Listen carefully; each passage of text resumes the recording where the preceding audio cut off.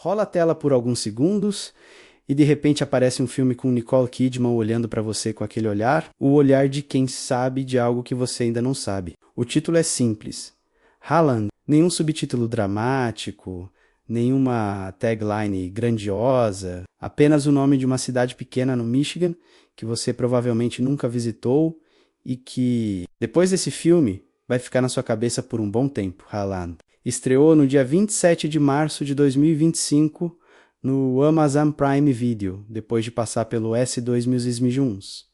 SW, o South by Southwest, no dia 9 de março daquele mesmo ano, e o que aconteceu nas semanas seguintes ao lançamento foi um daqueles fenômenos que Hollywood nunca consegue prever direito. Os críticos destruíram o filme, 20% no Rotten Tomatoes, 42% no Metacritic, avaliações que falavam em roteiro vazio, reviravoltas recicladas e personagens sem profundidade suficiente para sustentar a trama. E, ao mesmo tempo, lá estava Haaland, escalando os rankings do Prime Video até chegar ao topo. Número 1 em todo o mundo. Não em um país, não em uma região, menos no mundo inteiro. Essa contradição não é acidente. Ela diz algo muito interessante sobre o próprio filme, sobre o público que o recebeu e sobre a diferença cada vez maior entre o que os críticos profissionais procuram numa obra e o que o espectador comum quer encontrar quando apaga a luz e decide gastar suas próximas 2 horas com uma história. Então, o que é Haaland, afinal? É um thriller psicológico doméstico ambientado no ano 2000, na cidade real de Haaland, Michigan, menos uma cidade pequena, de maioria holandesa, no meio oeste americano. Famosa pelo seu Festival das Tulipas, pelos moinhos de vento e por aquele tipo específico de tranquilidade suburbana que nos filmes americanos geralmente esconde alguma coisa muito, muito sombria. E Haaland não decepciona nessa frente. A protagonista é Nancy van der Grot, uma professora de Mahaydeid casada com Fred, um optometrista respeitável da cidade, e mãe de um menino de 13 anos chamado Harry. Do lado de fora, a vida de Nancy. Parece exatamente aquilo que a maioria das pessoas teria orgulho de chamar de sucesso. Uma casa bonita, um filho saudável, um casamento estável, numa comunidade onde todo mundo se conhece pelo nome. Mas Nancy começa a notar pequenas inconsistências. Fred vai a conferências profissionais com uma frequência estranha demais para ser um optometrista. Do interior, e numa gaveta da casa, ela encontra fotos Polaroid. Fotos que não deveriam existir porque eles não têm câmera Polaroid. Esse é o ponto de partida. Simples, doméstico, quase corriqueiro na superfície. Mas o que esse roteiro faz com esse ponto de partida é onde a história começa a se complicar. E onde as opiniões sobre o filme começam a divergir com mais força. Haaland é dirigido por Mimi Cave, uma cineasta que entrou no radar de Hollywood de maneira bastante barulhenta com Fresh, seu debut em longas-metragens de 2022 também para a Amazon, um thriller que misturava horror corporal com crítica ao dating culture de um jeito que deixou muita gente com o estômago embrulhado e, querendo mais, Cave tem um estilo visual muito preciso, muito construído, que favorece composições quase simétricas e uma atmosfera de calma perturbadora. O tipo de diretora que faz você se sentir desconfortável antes de você entender exatamente por quê.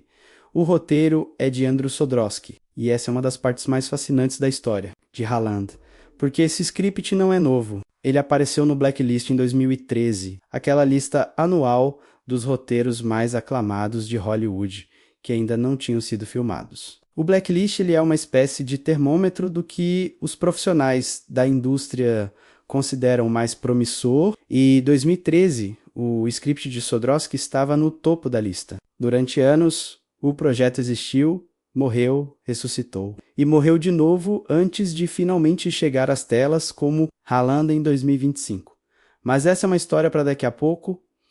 O elenco é um dos pontos mais unanimemente celebrados do filme. Mesmo entre os críticos que não gostaram do resultado final, Nicole Kidman carrega o filme com uma performance que oscila entre a vulnerabilidade genuína e uma determinação cada vez mais afiada conforme a história avança menos.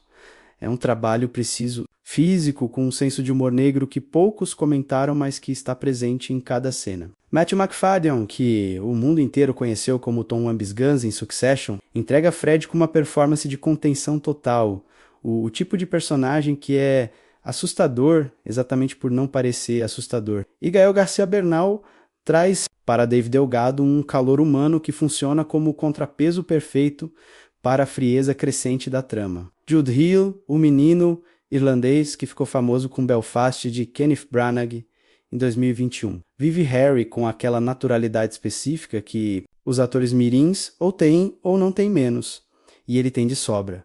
Mas Hallan não se define apenas pelo elenco ou pela direção. Ele se define pelo que propõe fazer com um gênero muito específico, o thriller doméstico feminino. Aquele subgênero que já produziu obras marcantes ao longo de décadas e que funciona porque toca em algo profundamente real, a experiência de mulheres que sabem que algo está errado antes de conseguir provar qualquer coisa.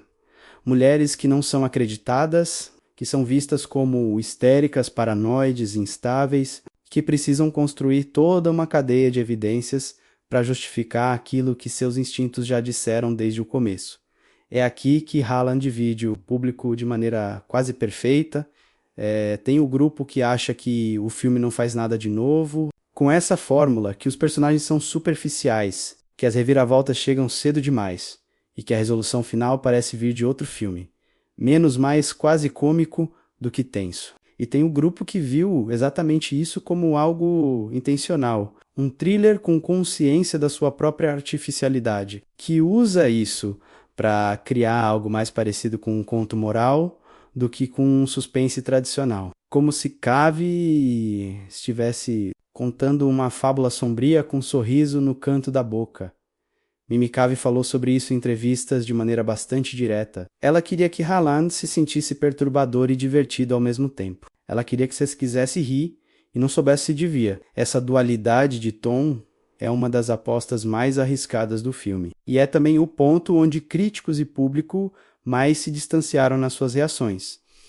A decisão de ambientar a história no ano 2000 merece um destaque especial, porque ela tem consequências práticas enormes. Em 2000, não existia Google para verificar a história de um marido suspeito em 30 segundos. Não existia rastreamento de celular, não existia câmera em todo lugar, não existia a onipresença digital que hoje tornaria a investigação de Nancy algo quase trivial. A ignorância forçada de Nancy não é burrice, é circunstância histórica, né? E esse detalhe muda completamente a tensão do primeiro ato, porque coloca a protagonista numa posição de vulnerabilidade que o público moderno reconhece como passada, mas sente como visceralmente humana. Cave disse que cresceu nos arredores de Chicago, em subúrbios muito parecidos com Harlan, Michigan, e que foi embora do Maoeste americano por volta de 2002, aquele período específico, o limiar entre um século e outro. Antes de tudo mudar com 11 de setembro, antes da internet dominar, cada detalhe da vida cotidiana menos capturava a sensação de alienação suburbana que ela queria explorar. Um mundo prestes a mudar sem que ninguém dentro. Dele ainda perceba. Esse é o contexto que você precisa ter na cabeça para entender Hallan. Não é apenas um thriller, é um filme sobre um momento específico do tempo americano, sobre o que era possível esconder naquele mundo pré-digital. E sobre o custo cobrado das mulheres que decidem parar, de fingir que não enxergam o que estão enxergando, Hallan. É um filme que gerou mais conversa depois do lançamento do que durante... Quem gostou saiu falando sobre ele, quem não gostou saiu com raiva genuína, e quem ficou no meio, menos a maioria silenciosa que decide os rankings de streaming. Saiu com um sentimento difícil de ter visto algo que perturbou de um jeito ainda, não completamente processado. Esse é o tipo de filme que vale a pena examinar com cuidado nos próximos minutos. Vamos passar por tudo. A história improvável desse roteiro que levou 12 anos para chegar às telas, as escolhas criativas de Mimi Cave, o que Nicole Kidman trouxe tanto na frente quanto atrás das câmeras, cada ato da história com a atenção que ela merece, os detalhes de craft que fazem esse filme visualmente singular e, finalmente, o veredicto honesto sobre o que Hallan consegue e onde fica devendo. Em 2013, Andrew Jodorowsky era um jovem roteirista recém-saído da escola de cinema, formado em História Medieval por Harvard. Sim, você leu certo. História Medieval. Ele tinha feito seu mestrado em roteiro pela Universidade de Colômbia e estava começando a tentar abrir caminho numa indústria que não facilita a vida de ninguém. O roteiro que ele escreveu naquele período tinha um título longo, Harland, Michigan, e ele falava sobre uma professora do interior americano que começa a suspeitar que o marido, optometrista menos o homem que ela achava que conhecia, completamente pode ser um serial killer. Era simples, era doméstico, era perturbador de um jeito quieto e preciso que a indústria imediatamente reconheceu como algo especial. No final de 2013, o Blacklist divulgou a sua lista anual dos roteiros não filmados mais bem votados por executivos de Hollywood. O Blacklist não é uma premiação com troféus e cerimônias. É uma pesquisa feita com centenas de profissionais da indústria que leem roteiros em desenvolvimento e votam naqueles que consideram mais promissores, mais originais, mais urgentes de serem filmados. Aparecer nessa lista significa que toda Hollywood está lendo seu trabalho. Aparecer no topo significa que você escreveu o roteiro não filmado mais desejado do ano. Harlan. Michigan ficou em primeiro lugar.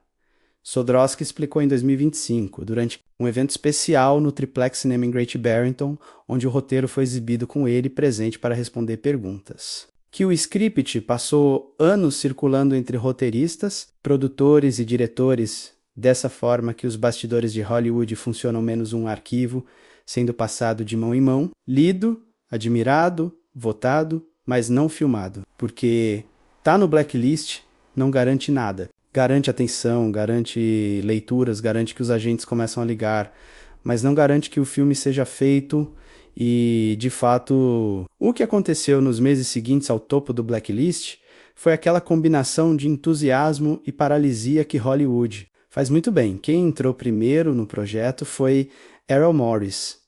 Não o ator, o documentarista, um dos nomes mais respeitados do cinema documentário americano, responsável por The Fog, Have War, The Thin Blue Line e um corpo de trabalho que lhe rendeu um Oscar. De Harland. Michigan seria sua estreia no cinema de ficção. Uma escolha ousada e intrigante para um thriller doméstico com humor negro, o tipo de combinação que parecia promissora exatamente por ser inesperada, com Morris à frente. O elenco começou a se montar de maneira impressionante. Naomi Watts entrou para viver a protagonista. Bryan Cranston, menos que em 2013 e 2014, estava no auge do fenômeno Breaking Bad. Com o mundo inteiro ainda apaixonado por Walter White, foi anunciado para viver o marido serial killer. Edgar Ramírez, ator venezuelano de carreira internacional forte em filmes como Carlos e Hands of Stone, entraria como terceiro vértice do triângulo. O projeto tinha peso, tinha nomes, tinha atenção. Então simplesmente parou até 2015, Rowland, Michigan, tinha encalhado. Os motivos nunca foram completamente esclarecidos em detalhes públicos. Essas coisas raramente são, porque envolvem contratos, agendas que não batem, visões criativas que divergem e o tipo de negociação silenciosa que Hollywood faz. Nos bastidores sem comunicados de imprensa, o que se sabe é que a versão com Morris, Watts e Cranston não foi à frente. O projeto voltou para a gaveta. Então, em novembro de 2016, algo se moveu. A Amazon Studios adquiriu os direitos do roteiro. De Jodorowsky, a notícia saiu de forma discreta, mas a aquisição era significativa, menos significava que o projeto tinha uma casa nova, uma plataforma de streaming em plena ascensão que estava investindo agressivamente em conteúdo original e dinheiro suficiente para manter um projeto vivo. O produtor Peter Delbert, de Pacific View Management and Productions, entrou para supervisionar a produção, mas o projeto voltou a hibernar, mais 6 anos se passaram. É difícil explicar para quem está de fora como um roteiro pode ficar numa prateleira por tanto tempo quando parece tão claramente pronto para ser filmado. Mas Hollywood tem suas próprias lógicas, seus próprios calendários e sua própria forma de maturar projetos, às vezes até que a combinação certa de pessoas, momento e financiamento. apareça simultaneamente. Um projeto não morre enquanto alguém continua acreditando nele. E Hallan, Michigan, teve sorte. Alguém continuou acreditando em junho de 2022. 9 anos depois de o roteiro ter chegado ao topo do blacklist, menos a combinação certa finalmente, se formou. Nicole Kidman e seu produtor parceiro Persori, da Blossom Films, entraram no projeto. Mimi Cave foi confirmada como diretora. A Amazon Studios, que já tinha os direitos desde 2016, voltou a colocar combustível no motor. E o longo sono de Hallan. Michigan finalmente terminou. Sorry descreveu o momento em que leram o roteiro de Jodorowsky de uma forma que captura bem. O que havia de especial naquele script? Ele e Kidman estavam procurando um thriller, algo na linha Hitchcock, e quando o roteiro de Hallan chegou às mãos deles. O que chamou atenção foi uma qualidade que ele chamou de mitológica na jornada de Nancy, uma mulher descendo ao submundo da própria vida. Uma descida que começa nos detalhes mais banais, uma gaveta aberta, uma fotografia que não deveria existir e que vai fundo. Mas antes de começar a filmar, uma decisão criativa importante foi tomada. O roteiro original de Jodorowsky era ambientado no presente. Mimi Cave mudou isso. Ela transpôs a história para o ano 2000 menos. E essa mudança não foi estética. Não foi apenas para colocar personagens com celulares toscos e carros dos anos 90 em cena. Foi uma decisão temática profunda. Cave cresceu nos arredores de Chicago, em subúrbios do meio-oeste americano, muito parecidos com o Hallan retratado no filme. Ela deixou aquele mundo por volta de 2002 e quando leu o roteiro de Jodorowsky, ela sentiu que havia algo naquele período específico. Os últimos anos antes de a internet dominar completamente o cotidiano. Antes do 11 de setembro, mudar a psicologia coletiva americana antes de os smartphones transformarem a opacidade em algo quase impossível, que intensificava a solidão de Nancy de uma forma que o presente não conseguiria replicar. Em 2025, se você suspeita do marido, você tem 10 ferramentas digitais na palma da mão antes de sair da cama. Em 2000, você tem o seu instinto, o seu medo e o olhar de uma cidade pequena que prefere não perguntar demais. Essa diferença é o coração dramático de Hallan. Outro detalhe que a transposição temporal tornou possível foi o arco do personagem Dave Delgado, vivido por Gael García Bernal. Cave disse que a alienação de Dave, um homem latino numa cidade de maioria holandesa branca, no Michigan, um estrangeiro cultural de maneiras que vão além da etnia. Ressoava com mais força no início dos anos 2000, quando essa forma específica de deslocamento era menos nomeada, menos discutida e, em certos contextos, mais perigosa do que seria hoje. Não que o problema tenha desaparecido, mas o vocabulário para ele era diferente, e o isolamento era mais opaco. Cave queria essa opacidade. O roteiro também teve um ajuste no título. A produção foi anunciada durante anos como Hallan, Michigan, menos o nome completo, que deixava clara a localização. Quando o lançamento no streaming foi confirmado, o título foi encurtado para simplesmente Hallan, uma decisão de marketing, provavelmente, mas que tem um efeito interessante. Tira a especificidade geográfica e deixa apenas o nome, que ressoa de outras formas, né? Uma metáfora para um lugar que parece seguro, familiar, quase idílico, e que esconde coisas que tulipas e moinhos de vento não conseguem cobrir.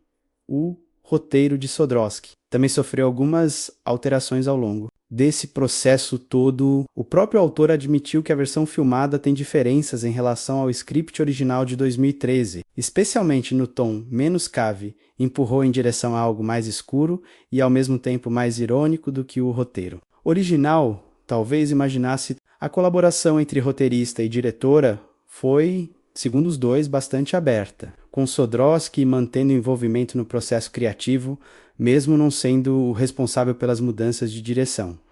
Andrew Jodorowsky, formado em Medieval History, numa das universidades mais exigentes do mundo, e depois em roteiro numa das escolas de cinema mais competitivas dos Estados Unidos. Esperou 12 anos para ver a história de Nancy Van der Grot chegar às telas. E quando chegou com uma das maiores estrelas femininas de Hollywood como produtora e protagonista, com uma diretora cujo debut tinha sido um dos thrillers mais aclamados dos últimos anos, e com um orçamento e uma plataforma que garantiam que a história de Hallan, Michigan chegaria a espectadores em todo o mundo no mesmo dia, 12 anos de espera. Uma semana depois do lançamento, o número 1 no Prime Video do planeta inteiro, às vezes o tempo certo, simplesmente demora mais do que o esperado. Antes de Haaland, Mimi Cave tinha dirigido exatamente um longa-metragem. E esse único filme foi suficiente para colocar o nome dela em praticamente toda a lista de diretoras emergentes. Que Hollywood precisava prestar atenção. Fresh chegou em 2022, como um dos thrillers mais perturbadores e inteligentes da temporada -1. Filme que começava como uma comédia romântica levemente desajeitada sobre os horrores do dating moderno, e que no ponto de meia hora revelava uma camada de horror corporal tão específica e tão bem construída que deixou o público completamente desorientado de um jeito que o gênero raramente consegue. Fresh foi comprado pela Disney e lançado no Hulu, nos Estados Unidos e na Star Plus internacionalmente, e se tornou rapidamente o tipo de filme que as pessoas mandam por mensagem para os amigos. É acompanhado de alguma versão de assistir isso, mas não pesquisa nada antes. O que fez Fresh funcionar não foi o horror em si, embora o horror fosse genuinamente eficaz. Foi o tom. Cave conduziu o filme com uma segurança de mão que desafiava ser uma estreia menos. Ela sabia exatamente quando apertar o parafuso, quando soltar, quando deixar o humor irromper numa cena que tecnicamente deveria ser apenas aterrorizante, e quando usar a câmera para criar aquele desconforto específico que fica por baixo da pele sem nunca se tornar explícito demais. Essa habilidade com tom, a capacidade de segurar múltiplas frequências emocionais ao mesmo tempo, sem deixar nenhuma delas. Afundar as outras é o que a levou até Haaland. Mas a história de Mimi Cave começa antes de Fresh, e começa de um jeito que explica muito sobre como ela enxerga imagem, ritmo e narrativa. Cave construiu sua carreira antes do cinema no mundo dos videoclipes e dos comerciais. Ela dirigiu clipes para artistas variados, trabalhou com marcas e desenvolveu nesse universo um vocabulário visual muito particular, composições simétricas, movimentos de câmera deliberados, uma atenção quase obsessiva ao detalhe do quadro que muitas vezes diz mais do que o diálogo. É um treinamento que muitos diretores do cinema contemporâneo americano compartilham, menos David Fincher. Michel Gondry, Spike Jonze, todos passaram pelos videoclipes antes de chegarem aos longas, e que tende a produzir cineastas com um senso visual aguçado e uma compreensão intuitiva de como música e imagem se relacionam para criar emoção, quando você assiste Haaland com isso em mente. Começa a perceber as marcas desse treinamento em vários momentos. As cenas que funcionam quase sem diálogo, onde o que importa é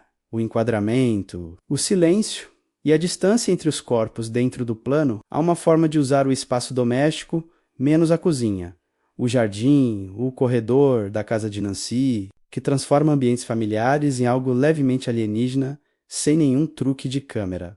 Óbvio, apenas pelo posicionamento e pela luz, Cave escolheu como diretora de fotografia Paweł Pagierzelski, um polonês radicado nos Estados Unidos que ficou famoso pelo trabalho com Ari Aster em Hereditary e Midsommar, 2 filmes que são estudados em escolas de cinema, exatamente por causa de como usam a fotografia para criar um horror que é menos sobre susto e mais sobre uma sensação crescente de que algo está fundamentalmente errado com o mundo que estamos vendo. Pagierzelski tem uma tendência a trabalhar com muita luz natural e com composições que colocam os personagens em posições ligeiramente desconfortáveis dentro do quadro, não desequilibradas de um jeito chamativo, apenas levemente fora do lugar, como se o mundo ao redor dos personagens tivesse uma geometria que não encaixa perfeitamente com a presença humana.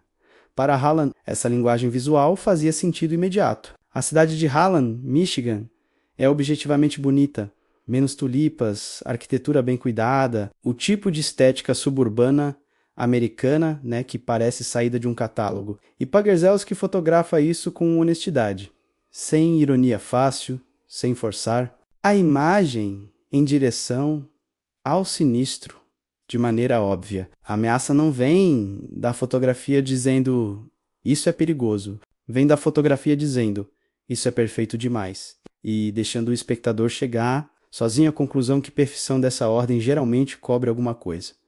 A decisão de Cave de transpor a história para o ano 2000, menos que discutimos. Brevemente antes, tem uma dimensão pessoal, que vai além de qualquer cálculo técnico ou dramático.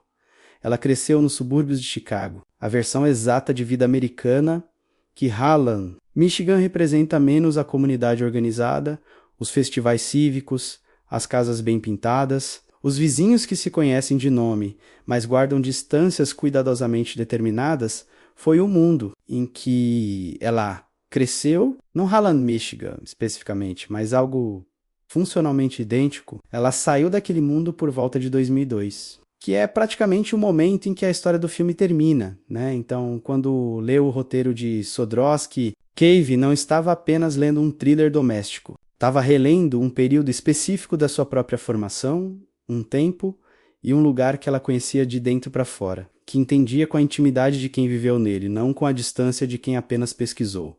Essa intimidade aparece no filme de formas que você talvez não consiga nomear conscientemente enquanto assiste, mas que se acumulam. A forma como o Tulip Time Festival é mostrado, não como curiosidade exótica, mas como algo absolutamente normal, é quase inevitável. O tipo de evento que existe porque sempre existiu e ninguém questiona. A textura social das interações entre Nancy e os outros moradores da cidade, o sorriso que tem exatamente a duração certa para ser educado, mas não mais. O jeito como as casas de Harlan, Michigan têm aquela qualidade de vitrines bem decoradas, onde a fachada externa e a vida real por trás dela divergem de maneiras que todo mundo sabe, mas ninguém menciona. Cave disse em entrevistas que Hook a conectou visceralmente com a história de Nancy, foi menos o elemento do thriller e mais o elemento da invisibilidade. A sensação de ser uma mulher que percebe algo que todos ao redor preferem não perceber, e de saber que, para ser acreditada, você vai precisar de provas muito mais sólidas do que qualquer homem precisaria na mesma situação. Esse detalhe específico, o ônus da prova, que a narrativa coloca sobre Nancy antes que alguém ao seu redor levante a sobrancelha menos. Era algo que Cave queria que ficasse visceral, não apenas intelectualmente presente. A cidade real de Harlan, Michigan, foi usada como locação principal do filme, o que adicionou uma camada de autenticidade ao projeto que seria muito difícil de replicar em estúdio ou em substitutos. A equipe de produção recebeu a cooperação das autoridades locais e dos moradores e filmou durante o período do Tulip Time Festival, que acontece anualmente em maio, o que significa que algumas das cenas do festival foram filmadas com o festival real acontecendo ao redor, com tulipas reais, participantes reais, e aquela atmosfera específica que só existe no lugar original. Nicole Kidman estava lá durante a filmagem do festival. Ela postou fotos nos bastidores nas redes sociais, mostrando a equipe em meio às tulipas. Um nível de realidade geográfica que dá às cenas do festival uma textura completamente diferente do que você conseguiria numa set construída em estúdio. Você pode sentir o vento quase. Você acredita naquele lugar porque o lugar existe. A relação de trabalho entre Cave e Kidman foi descrita pelos dois em entrevistas como profundamente colaborativa, com uma igualdade de participação que reflete o fato de que Kidman não era apenas atriz, mas coprodutora do projeto. Cave diz que trabalhar com Kidman significava ter uma parceira que entendia tanto o aspecto emocional quanto o técnico de cada decisão, que era capaz de discutir enquadramento e motivação de personagem no mesmo nível de detalhe e que tinha uma disposição total para explorar os aspectos mais sombrios e mais irônicos da história, sem nunca se acomodar na solução mais fácil. Isso é importante porque Harlan pede das suas duas protagonistas, Cave atrás da câmera, Kidman na frente, uma disposição para o desconforto que não pode ser apenas profissional. Ela tem que ser pessoal também. O tipo de história que Harlan conta exige que as pessoas que a contam realmente queiram contá-la, não apenas que sejam tecnicamente competentes para fazê-lo. Mimi Cave é claramente a primeira categoria. Ela não pegou Harlan porque era a próxima grande oportunidade depois de Fresh, ela pegou Halland, porque a história de Nancy van der Grot era algo que ela tinha que fazer, uma história sobre um lugar que ela conhecia, sobre um período que ela viveu, sobre um tipo específico de claustrofobia feminina que ela entendia de dentro. E essa diferença menos entre fazer um filme porque você pode e fazer um filme porque você precisa menos aparece em cada quadro. Existe um tipo de atriz que simplesmente aparece nos filmes e existe um tipo de atriz que constrói os filmes que aparece. Nicole Kidman pertence firmemente à segunda categoria menos, e Halland é um dos exemplos mais claros dessa distinção na carreira dela nos últimos anos. Kidman entrou no projeto, Halland não como contratada, não como a atriz que o estúdio escolheu. Depois de uma lista de ofertas, ela entrou como produtora, como a pessoa que leu o roteiro de Andrew Jodorowsky, reconheceu nele algo que queria trazer ao mundo e usou os recursos que passou décadas construindo para fazer esse projeto acontecer. A Blossom Filmes, a produtora que ela fundou com seu marido, Keith Urban, e que opera em parceria com o produtor executivo. Persory foi uma das forças motrizes por trás de Halland. Desde que o projeto saiu da hibernação em 2022, esse detalhe importa mais do que parece à primeira vista, quando uma atriz também é produtora do próprio projeto. A dinâmica de poder dentro da produção muda de formas fundamentais. Ela não está esperando ser dirigida menos. Ela está co-dirigindo. No sentido mais amplo do termo, as condições em que a direção acontece, ela tem voz nas decisões de casting, nas revisões do roteiro, nas escolhas de locação, no calendário de filmagem. Ela sabe o que o projeto precisa antes de o primeiro dia de filmagem começar, porque participou de cada conversa que levou até ele. Cave disse que essa dinâmica foi uma das coisas que mais apreciou no processo de Halland ter Kidman como parceira produtora. Significava que as conversas sobre o filme eram densas e substantivas desde o princípio. Não havia a camada de diplomacia que às vezes existe entre diretor e atriz quando as hierarquias criativas não estão completamente alinhadas. Os dois queriam a mesma coisa e tinham autoridade para buscá-la juntas. Mas antes de falar sobre como Kidman trouxe Nancy van der Grot para a vida, é útil olhar para o que a carreira dela nos diz sobre o tipo de mulher que ela escolhe retratar. Kidman ganhou o Oscar por The Hours em 2003, vivendo Virginia Woolf com um nariz protético e uma intensidade que silenciou qualquer dúvida sobre o alcance do seu trabalho. Mas o que a carreira dela mostra, olhando com distância, é uma atração consistente por mulheres em situações de aprisionamento emocional, doméstico, social, psicológico. Em Dogville, ela é uma fugitiva que se torna prisioneira das bondades de uma comunidade. Miss Wide Shut, ela vive a esposa cujo sonho de traição desencadeia a crise existencial do marido. In The Others, ela é uma mãe cujo mundo fechado começa a se dissolver de dentro. Big Little Lies, a série da HBO que ela também produziu. Ela vive Celeste Wright, uma mulher cuja vida perfeita em uma comunidade abastada esconde violência doméstica. Esse padrão não é coincidência. Kidman tem uma preferência declarada por histórias sobre mulheres que vivem sob superfícies que precisam ser rompidas, histórias onde o aprisionamento não vem necessariamente de grades e correntes, mas de expectativas, de sorrisos corretos, de casas bem decoradas, de comunidades que preferem a aparência da paz ao custo real de honrá-la. Nancy van der Grot caberia nesse padrão com uma precisão quase desconcertante. Nancy tem 40 e tantos anos. É professora de ensino médio, casada com Fred há mais de uma década, mãe do adolescente Harry, moradora de Holland, Michigan, onde todo mundo a conhece pelo nome e ninguém a conhece de verdade. Ela não é infeliz de um jeito que você consegue nomear facilmente. Ela não tem uma vida que o mundo externo reconheceria como problemática. O que ela tem é aquela sensação difusa e insistente de que existe uma versão da sua própria vida que ela não tem acesso menos algo acontecendo por baixo da superfície, que é real demais para ignorar e invisível o suficiente para que ninguém ao redor acredite que existe. Kidman construiu Nancy, com uma série de escolhas físicas e emocionais que revelam uma atriz trabalhando com o subtexto mais do que com o texto. Há uma cena no início do filme Menos Nancy e Fred jantando, uma conversa doméstica absolutamente banal sobre o dia de cada um, menos em que você pode ver, se prestar atenção, o momento exato em que Nancy percebe inconscientemente que algo não está certo.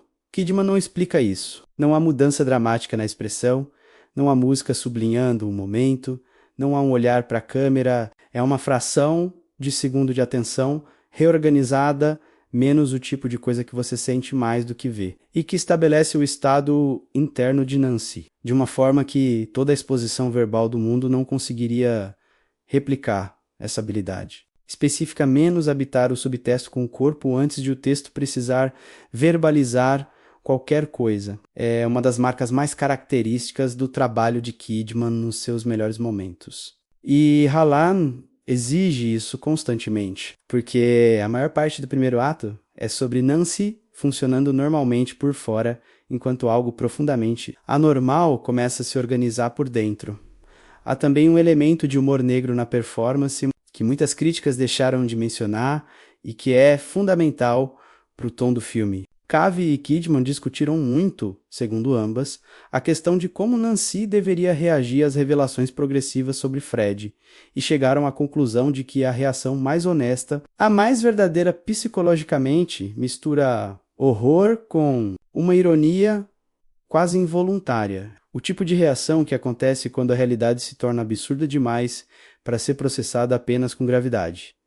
Há momentos em Hallan onde Nancy faz ou diz algo que em outro filme seria claramente cômico, e Cavey deixa o espectador no meio dessas duas frequências sem resolver a tensão entre elas. Kidman executa esses momentos com uma precisão, que é quase difícil de assistir. Você não sabe se deve rir. E essa incerteza é exatamente o estado emocional que o filme quer que você habite fora das câmeras. Kidman foi também a responsável por trazer Matthew Macfadyen para o projeto, uma escolha de casting que, em retrospecto, parece óbvia, mas que na época da confirmação gerou alguma surpresa. O mundo tinha acabado de se despedir de Tom Wambsgans, o personagem que Macfadyen criou em Succession durante 4 temporadas, e a pergunta implícita era: consegue ele desaparecer nesse outro tipo de homem controlado e secretamente perigoso, sem que o fantasma de Tom apareça no quadro? A resposta que Hallan dá é sim, mas voltaremos a Macfadyen no próximo segmento, porque a performance dele merece tempo e espaço próprios.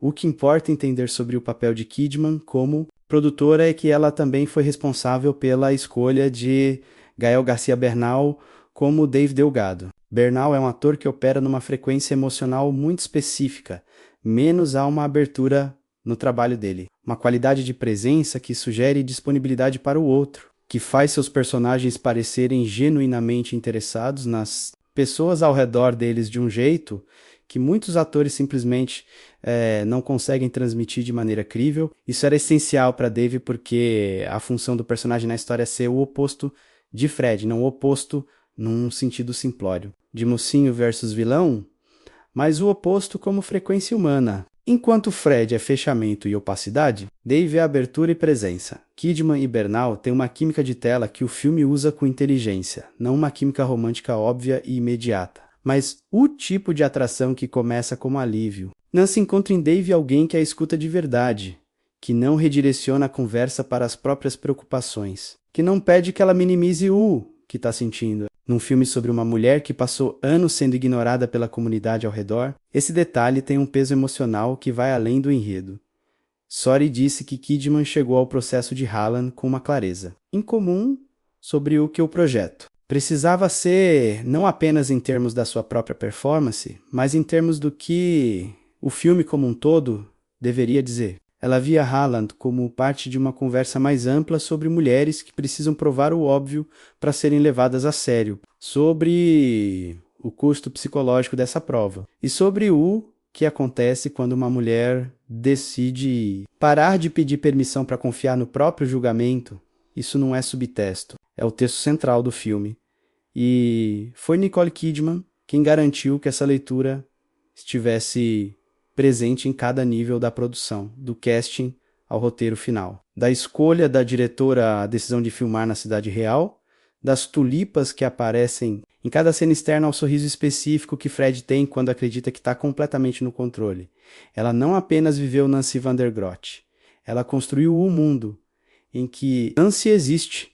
Matt McFadden passou 4 temporadas sendo um dos personagens mais comentados da televisão americana. Tom Ambisgans, o genro eternamente inseguro e surpreendentemente resiliente de Succession. Era um homem construído sobre camadas de humilhação auto-infligida e ambição disfarçada de subserviência. Um personagem que o público foi aprendendo a amar de um jeito complicado, sabendo que não deveria e não conseguindo resistir. McFadden levou um Emmy por esse trabalho em 2023. No ano em que Succession chegou ao fim, e a pergunta que Hollywood imediatamente fez foi: o que ele faz depois de Tom? A resposta foi Fred Vandergroot.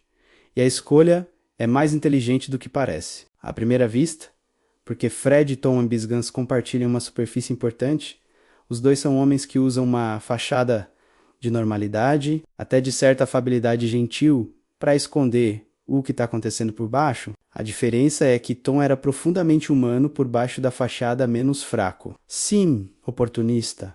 Sim, mas movido por desejos reconhecíveis, por medos compreensíveis. Fred Vandergroot não tem esse fundo humano. O que Fred tem por baixo da fachada é um vazio que ele preenche com algo que não vamos nomear completamente, ainda menos, mas que envolve controle, coleção e uma frieza que McFadden entrega de um jeito que é genuinamente perturbador, exatamente porque nunca bira a caricatura McFadden. Falou sobre a preparação para Fred de uma maneira que revela muito sobre o que o personagem exige tecnicamente. Ele disse que o desafio central era não jogar o vilão antes do momento, certo menos manter Fred absolutamente plausível como optometrista simpático de cidade pequena pelo tempo, todo em que a câmera está colocando o espectador ao lado de Nancy na dúvida, porque se Fred parecer suspeito desde o primeiro minuto, o thriller colapsa. O jogo funciona apenas se você conseguir, durante pelo menos parte do primeiro ato, entender como Nancy poderia não ter percebido as cenas em que Fred está em casa, com Nancy e Harry menos o jantar familiar, o café da manhã de domingo. A pequena rotina que constitui a textura de um casamento longo, em que McFadden está tecnicamente fazendo nada, além de ser um marido normal, e é nessa normalidade que a performance vive. Não há olhares de esguelha, não há sorrisos brevemente deslocados, não há música sugerindo perigo, apenas um homem passando manteiga no pão de uma forma que é absolutamente comum. E que, quando você sabe o que sabe sobre Fred, retroativamente se torna uma das coisas mais assustadoras do filme. Esse é o tipo de trabalho de ator que exige uma confiança quase contraintuitiva, menos a confiança de que não fazer nada é a escolha mais poderosa disponível. McFadden também precisou calibrar Fred para os momentos em que a máscara escorrega levemente, não cai, apenas escorrega, e por frações de segundo, menos antes de ser reajustada com precisão. Há uma cena específica em que Fred responde uma pergunta de Nancy sobre uma das suas viagens com uma fluidez que é exatamente 2 graus rápida demais para ser espontânea. É um detalhe de tempo, um músico diria que está no beat errado por uma semicolcheia menos, e McFadden o executa. Com uma consciência de ritmo que faz de Fred, naquele segundo, completamente legível para o espectador e completamente opaco para Nancy, essa distância entre o que o espectador se e o que Nancy consegue ver, é onde Hallan vive dramaticamente. E McFadden sustenta ela com uma economia de meios que é, no sentido mais literal, magistral. Do outro lado do espectro emocional, está Gael. Garcia Bernal, como Dave Delgado Dave, é professor de espanhol, na escola onde Nancy trabalha. Ele é mexicano, chegou a Halland, Michigan por razões que o filme deixa intencionalmente vagas, menos como se a cidade pequena do meio oeste americano fosse um destino possível para ele.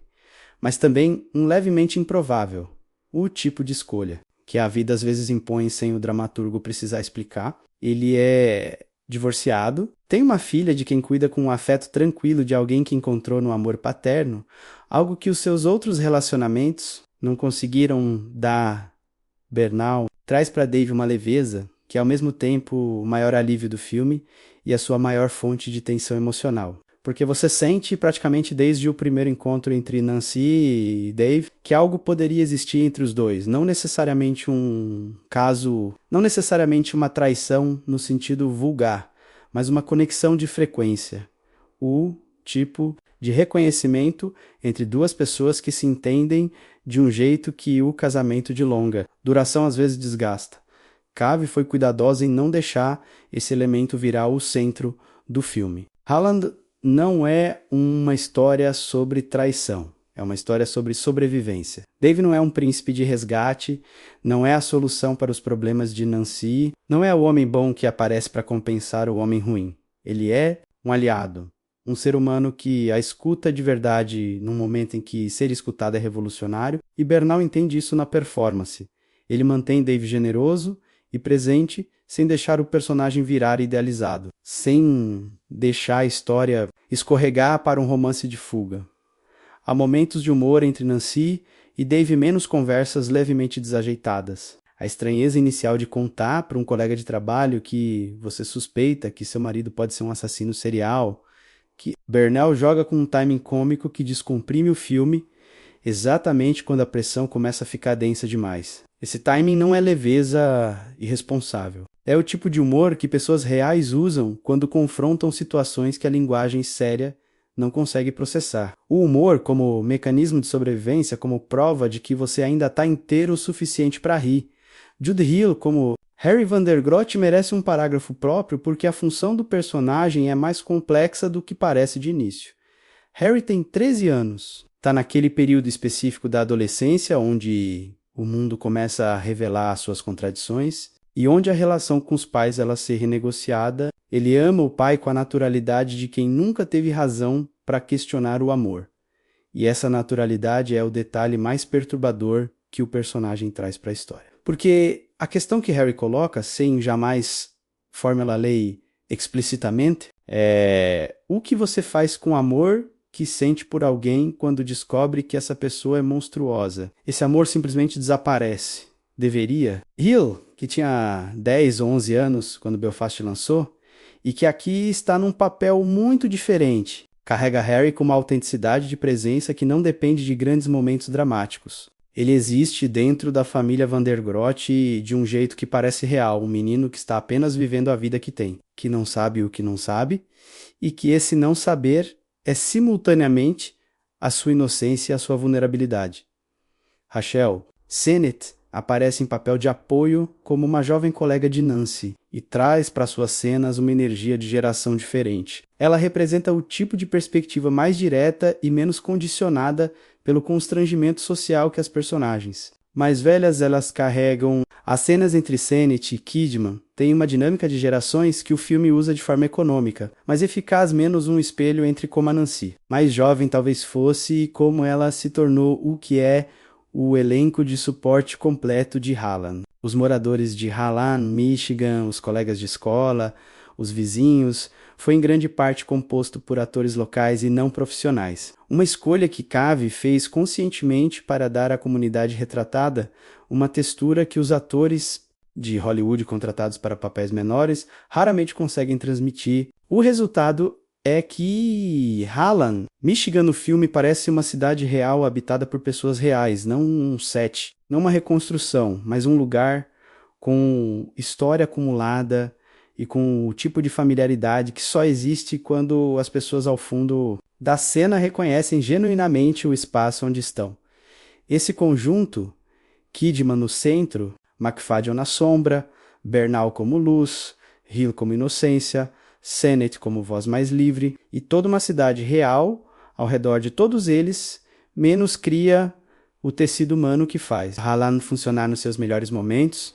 O elenco não salva o roteiro, quando o roteiro pede demais, mas sustenta o filme com uma solidez que explica, em parte significativa. Por que tantas pessoas assistiram até o fim, mesmo quando os críticos diziam para não assistir? Às vezes acompanha a história. Halland, Michigan, existe de verdade. Isso não é um detalhe menor. É a fundação sobre a qual o filme constrói a sua lógica emocional inteira. A cidade foi fundada por imigrantes holandeses no século XIX. Por volta de 1847, liderados por um pastor protestante chamado Albert Van Hout, que trouxe sua congregação para o meio oeste. Americano em busca de liberdade religiosa e de terra barata para cultivar, o que eles construíram foi, ao longo das gerações, uma comunidade com uma identidade étnica e cultural muito marcada a menos casas bem pintadas. Jardins cuidados, igrejas reformadas em cada quarteirão e uma relação com a aparência pública. Do lar, que vai além da vaidade comum. Para os holandeses que fundaram aquela cidade e para os seus descendentes, a fachada da casa não é apenas estética. É comunicação, é o que você diz ao seu vizinho sobre quem você é e como você vive. Você não pinta a cerca com tinta descascada em Halland, Michigan.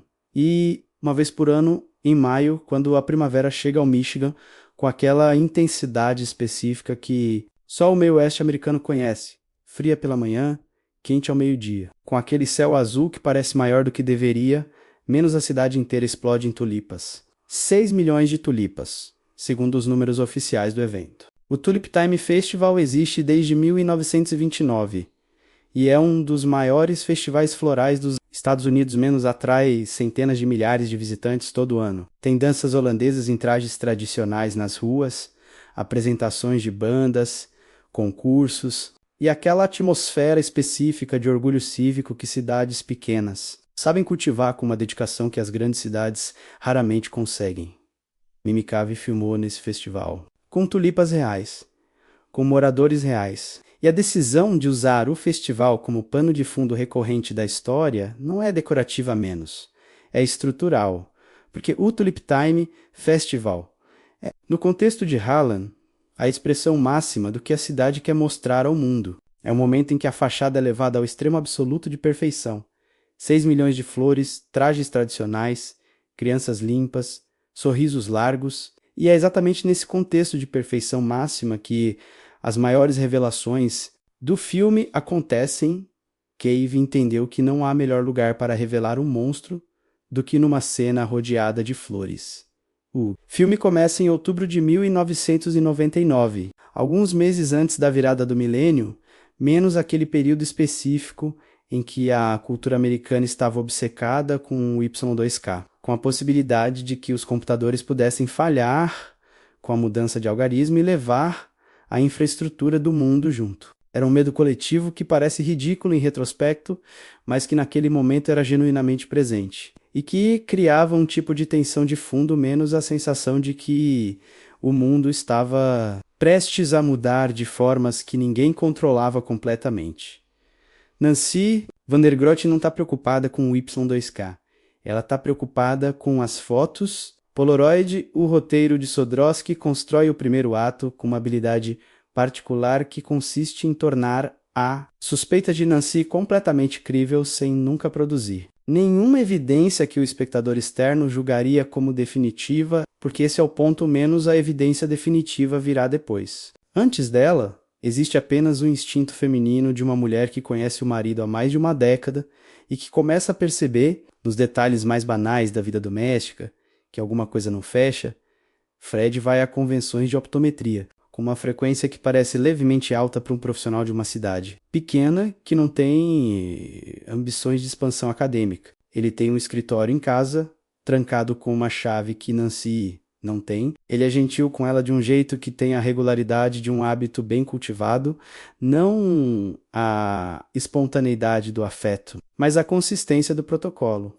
E, numa tarde de sábado, procurando pela tesoura de jardim que sumiu de novo, Nancy abre a gaveta errada. As fotos Polaroid, elas não mostram nada explicitamente terrível. Não são fotos de crime, não são fotos de outro corpo em flagrante culpa. São fotos de mulheres menos mulheres que Nancy não reconhece, tiradas de um ângulo que sugere que elas não sabiam que estavam sendo fotografadas. Fotos de pátios, de entradas de casa, de interiores vistos de fora através de janelas. E o detalhe que torna tudo isso especialmente perturbador. Eles não têm câmera Polaroid, nunca tiveram.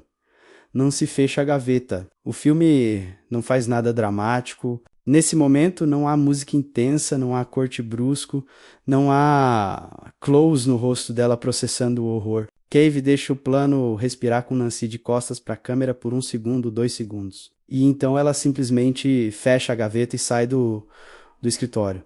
Esse momento de contenção. A decisão de não gritar para o espectador o que acabou de acontecer emocionalmente é uma das escolhas mais inteligentes do filme e é representativa do estilo de Cave em todo o primeiro ato. Ela trata o espectador como adulto. Ela confia que você sente o que Nancy sente, sem precisar que o filme explique que você deveria sentir o mundo de Halland. Michigan ao redor de Nancy nesse primeiro ato é construído com detalhes que a produção cuidou de acumular com paciência. A escola onde ela ensina tem aquela textura de instituição pública americana dos anos 90, menos cartazes motivacionais levemente desbotados. Um sistema de som que chiava levemente na hora dos comunicados.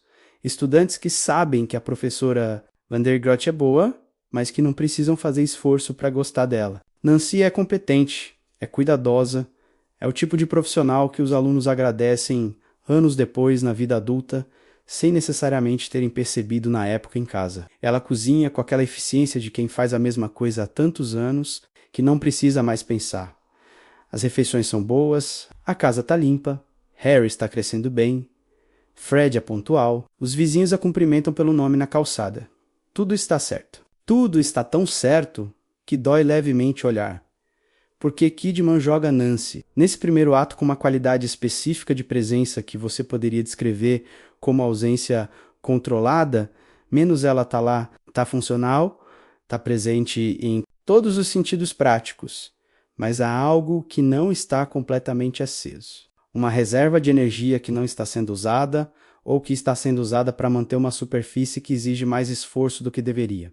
É o tipo de performance que muda completamente dependendo do que você sabe. Se você assiste Halland sem saber nada do enredo. Nancy, nos primeiros 20 minutos, pode parecer apenas uma mulher de má-idade, levemente cansada com a rotina. Se você assiste pela segunda vez, sabendo de tudo que vem depois, esses primeiros 20 minutos se tornam quase insuportáveis, porque você vê exatamente o que Nancy está carregando. O peso específico de suspeitar de algo que você ainda não tem linguagem para nomear.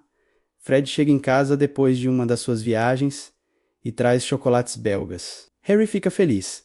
Nancy sorri na medida certa. A câmera de Pagierzelski enquadra os três juntos na entrada da casa, com o jardim. De outono ao fundo, menos ainda, sem tulipas. Ainda naquele período de espera menos, e há algo na composição que é formalmente perfeita e funcionalmente alienante. Uma família, uma casa, uma cidade bonita e alguma coisa profundamente, irreversivelmente errada, escondida dentro de tudo isso, como um osso quebrado que não foi tratado. Você não vê, mas em algum momento a pressão no lugar certo vai fazer com que seja impossível continuar fingindo que não existe. Esse é o Halland que o primeiro ato constrói. Um lugar que você reconhece, com pessoas que você entende, num período que parece distante o suficiente para ser seguro e próximo o suficiente para ser familiar e com a certeza crescente, plantada nos mínimos detalhes, de que o perigo não está vindo de fora. Nunca esteve. A primeira coisa que Nancy faz depois de encontrar as fotos. Polaroid não é confrontar Fred, não é ligar para uma amiga, não é chorar no banheiro com a torneira aberta. A primeira coisa que Nancy faz é continuar a semana normalmente. O jantar, a escola, as reuniões de condomínio, o sorriso na calçada, menos como se aquela gaveta nunca tivesse sido aberta. Esse detalhe é fundamental, porque ele nos diz tudo sobre o estado interno de Nancy, antes mesmo de ela verbalizar qualquer coisa. Uma mulher que encontra fotos suspeitas e que imediatamente denuncia ou confronta está operando de um lugar de segurança a menos.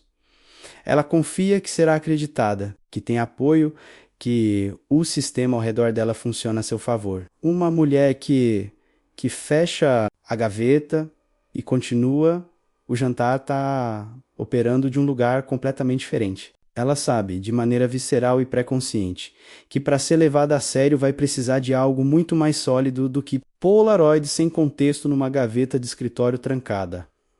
O que desencadeia a investigação de verdade não são as fotos, é um recibo. Nancy encontra, no bolso de uma das jaquetas de Fred, um recibo de posto de gasolina de uma cidade que fica na direção, exatamente, oposta à da conferência onde ele teoricamente estava aquela semana. É um detalhe tão pequeno, tão banal, o tipo de coisa que a maioria das pessoas jogaria fora sem pensar. E que, para Nancy, é a primeira peça sólida, não de um crime, de uma mentira. E uma mentira confirmada é diferente de uma suspeita, porque uma mentira tem endereço.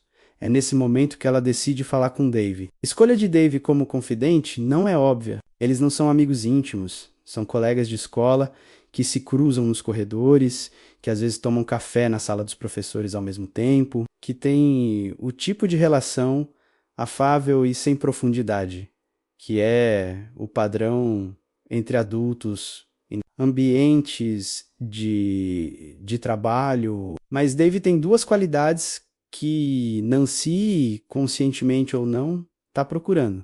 Ele é de fora. Chegou a Halland há pouco tempo, não tem as lealdades acumuladas de décadas que todo mundo na cidade tem, não vai proteger Fred por inércia de comunidade. E ele a escuta, não da forma como as pessoas às vezes fazem, esperando a sua vez de falar, mas de verdade, com a atenção que você sente no corpo.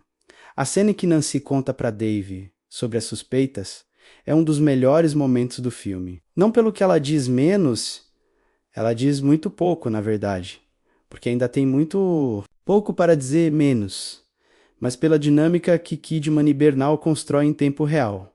Dave não reage com alarme, não reage com ceticismo, reage com aquela qualidade específica de atenção que reconhece que a pessoa à sua frente está dizendo algo importante mesmo antes de saber exatamente o que é. Ele diz que vai ajudar e aqui começa a investigação. Uma investigação que o filme conduz com realismo específico de 2000, sem ferramentas digitais, sem banco de dados online, sem o tipo de pesquisa instantânea que hoje tornaria tudo isso, questão de minutos. O que Nancy e Dave têm é tempo, determinação. E a Biblioteca Pública de Halland, Michigan, a primeira operação concreta é a entrada no escritório de Fred à noite. Nancy tem acesso ao prédio. Fred é locatário há anos e ela conhece o segurança, que a deixa entrar sem fazer perguntas. Porque esse é o tipo de cidade onde as pessoas não fazem perguntas quando o rosto é familiar. O escritório de Fred é, na superfície, exatamente o que deveria ser. Fichas de pacientes, equipamentos de optometria, o tipo de ordem profissional que faz tudo parecer legítimo. Mas Nancy não está procurando o que está na superfície. Ela encontra mais rolos de filme Polaroid. Não fotos reveladas, rolos. O que significa que Fred compra esse material regularmente. Que a câmera que não existe, existe de verdade e está em algum lugar que Nancy ainda não encontrou. E ela encontra recibos suficientes para mapear um padrão de viagens, que não corresponde a nenhuma conferência profissional que ela consiga verificar nessa noite no escritório. Acontece o primeiro grande erro de Nancy.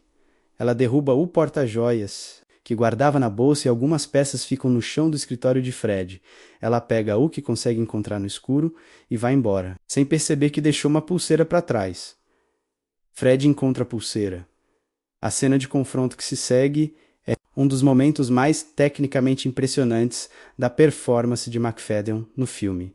Fred não explode, não acusa, não chora. Ele simplesmente chega para Nancy com a pulseira na mão. Coloca sobre a mesa com aquela gentileza específica que tem a temperatura do gelo e diz que eles deveriam fazer um reset, começar de novo, esquecer o que aconteceu.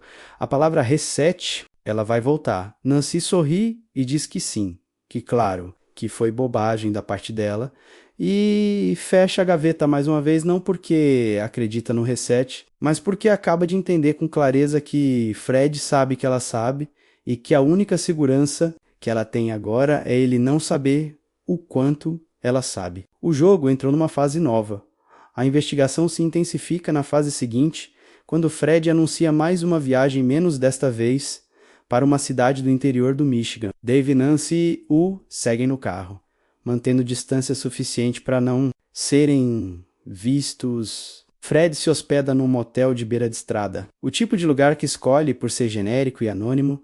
Enquanto Dave o monitora no bar do motel, Nancy entra no quarto. O que ela encontra não é uma evidência de traição conjugal. Na mala de Fred, roupas íntimas femininas que não são dela, algemas, ração para cão e câmera Polaroid. Isso não é a gaveta do escritório de um marido cometendo adultério. Isso é o kit operacional de alguém que faz alguma coisa que Nancy ainda não consegue nomear completamente, mas que o seu instinto está reconhecendo com uma clareza nauseante. Nancy precisa voltar a Harlan para buscar Harry na escola menos. E esse detalhe, a maternidade como âncora que a puxa de volta para a vida doméstica no pior momento possível. É usado pelo roteiro de Sodrowski com uma precisão cruel. Dave fica para continuar seguindo Fred. Nancy vai embora com o coração na garganta, sabendo que deixou Dave sozinho com algo que ambos ainda não compreendem completamente. Enquanto espera notícias de Dave, Nancy faz uma coisa que parece pequeníssima e que tem consequências enormes. Ela vai à biblioteca. Fred tem uma maquete de cidade no garage, um modelo em escala de uma cidade que não é Harlan, Michigan, que ele constrói com Harry como hobby compartilhado, como um momento de pai, filho. Nancy nunca prestou muita atenção nisso. Era o projeto do Fred e do Harry, uma coisa de homens, maquetes e miniaturas. Mas numa das casas da maquete, ela notou, semanas antes, uma plaquinha com o nome, Lacey Ann, que aparecia também num dos recibos que ela encontrou na biblioteca. Nancy pesquisa o nome. Lacey Ann desapareceu 3 anos antes. Foi encontrada morta. O caso nunca foi solucionado. Nancy começa a puxar o fio. E cada casa na maquete de Fred corresponde a um nome. E cada nome corresponde, na hemeroteca da biblioteca de Harlan, Michigan, a uma mulher desaparecida. A uma mulher morta. Há um caso sem solução, espalhado por cidades do interior do Michigan ao longo de anos. A maquete não é um hobby. É um arquivo. A câmera de Pagierzewski faz algo muito específico na cena em que Nancy está na biblioteca. Entendendo isso, ela mantém o plano aberto, com Nancy pequena no quadro, rodeada pelo silêncio imenso de um acervo público de cidade pequena, e que você sente não é terror cinematográfico de susto fácil. É o tipo de horror que vem do entendimento, o horror de perceber que a realidade estava acontecendo ao lado de você o tempo todo e você estava olhando para o lugar errado. Dave liga de volta com a confirmação. Ele seguiu Fred, viu Fred encontrar uma mulher jovem, viu os dois partirem juntos, seguiu até a casa dela, e o que Dave encontrou quando arrombou a porta dessa casa é o que transforma Harlan definitivamente e sem volta. De um thriller doméstico sobre traição conjugal em outra coisa completamente diferente. Naquele ponto da história, Nancy van der Grot não está mais procurando razões para pedir o divórcio. Ela está entendendo que o homem com quem dormiu por mais de uma década, o pai do seu filho, o optometrista respeitável de Harlan, Michigan que sorri para os vizinhos e traz chocolates belgas das viagens, é um assassino serial, e ele sabe que ela está perto. A casa tem um cheiro de tinta de maquete, esse detalhe, que Mimi Cave mencionou em entrevistas como algo que ela queria que o espectador quase conseguisse sentir através da tela, menos é o primeiro sinal de que o que Dave encontrou quando entrou naquela casa não é apenas mais uma cena de crime. É a extensão física de uma mente que organiza o mundo de uma forma que a maioria dos seres humanos não consegue sequer imaginar. Fred van der Grot não é apenas um homem que mata mulheres. Fred van der Grot coleciona as miniaturas menos as casas. Em escala que ele constrói com Harry no garagem, o projeto de pai e filho que Nancy via como hobby inocente são réplicas das casas das suas vítimas, construídas com uma precisão obsessiva que exige horas de trabalho, materiais específicos, referências fotográficas. As fotos Polaroid não eram registros de voyeurismo aleatório, eram material de pesquisa. Fred fotografava as casas das mulheres que escolhia antes de agir, documentava o exterior, o jardim, a entrada, os detalhes arquitetônicos, para que pudesse reproduzir tudo em miniatura depois. O modelo no Garage era o seu arquivo, a sua coleção, a prova física de cada mulher que ele tinha transformado em material para uma prateleira.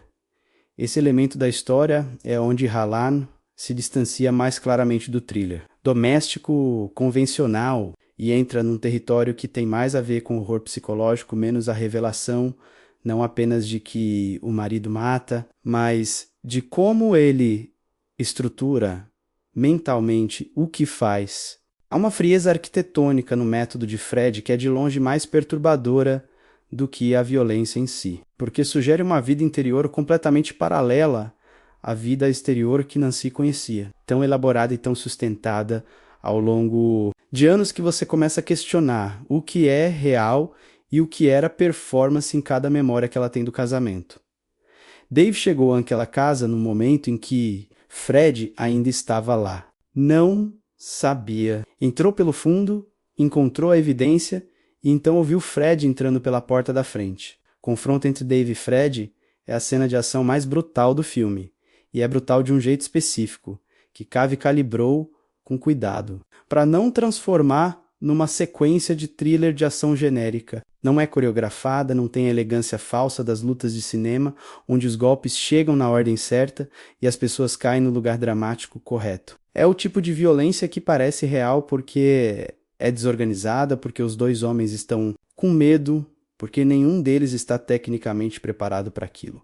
Fred tem vantagem física, tem também a vantagem psicológica de alguém que passou anos operando sem ser visto, que desenvolveu uma capacidade de se manter frio em situações extremas que Dave, que é professor de espanhol e não assassino serial, simplesmente não tem. A luta vai na direção errada por um tempo que parece longo demais. Fred está ganhando. E você sente isso nas câmeras de Pagarzewski, que acompanham o caos com uma proximidade que não deixa espaço para recuar. Dave encontra uma faca. Cena que se segue é filmada com uma delicadeza quase paradoxal. Cave corta antes do momento mais explícito da violência, não por pudor, mas porque o que importa não é o gore. O que importa é a consequência. Dave esfaqueou Fred. Fred está ferido, gravemente parece, e consegue sair da casa alistando-se antes que Dave possa garantir que está. Imobilizado, Fred desaparece na escuridão. Há um lago próximo. A polícia é chamada a menos, e aqui o roteiro de Sodrowski faz algo interessante com o contexto histórico de 2000.